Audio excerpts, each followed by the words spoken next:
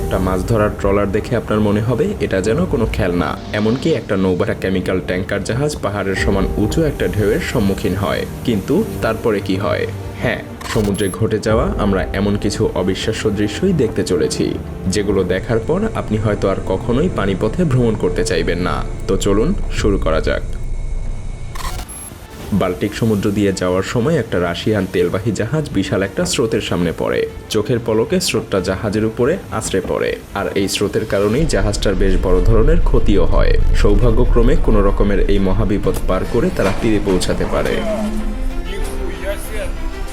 বিশাল আকারের জাহাজটা যাওয়ার সময় একটা ঝড়ের মুখোমুখি হয়। বিশাল আকারের সব ঢেউয়ের মধ্যে দিয়ে কোনো রকম অক্ষত অবস্থায় চেষ্টা করেছে শত শত মানুষ ভর্তি এই বিলাসবহুল জাহাজ অর্থাৎ প্রমোত্তরী।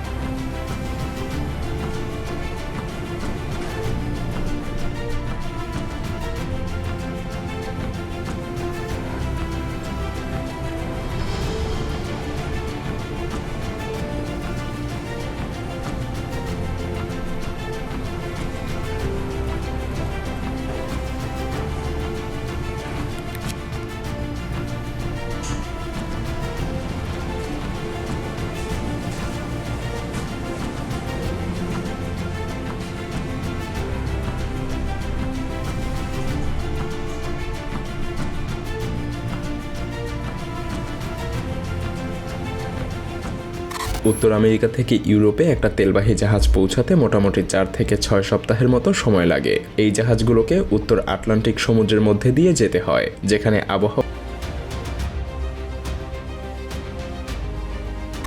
লুইজিয়ানার তীর থেকে প্রায় 200 কিলোমিটার দূরে গলফ অফ মেক্সিকোতে একটা বিশাল সাপ্লাই জাহাজ ঘূর্ণিঝড় ডেল্টায় পড়ে যায়। এটা একটা উচ্চমাত্রার ক্যাটাগরির হারিকেন ছিল, যার বাতাসের গতি ছিল প্রায় 140 থেকে 50 মাইলেরও বেশি।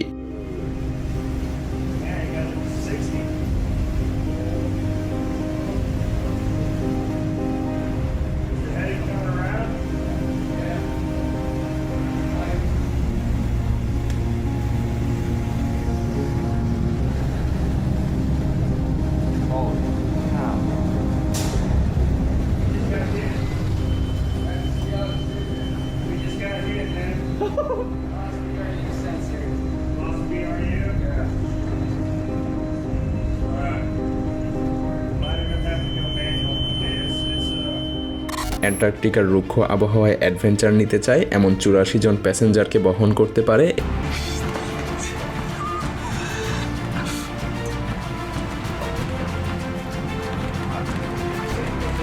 2015 সালে আরও একটা রাশিয়ান জাহাজ ড্রেক্স প্যাসেজের মধ্যে দিয়ে যাওয়ার সময় পৃথিবীর সবথেকে খারাপ আবহাওয়ার সম্মুখীন হয়।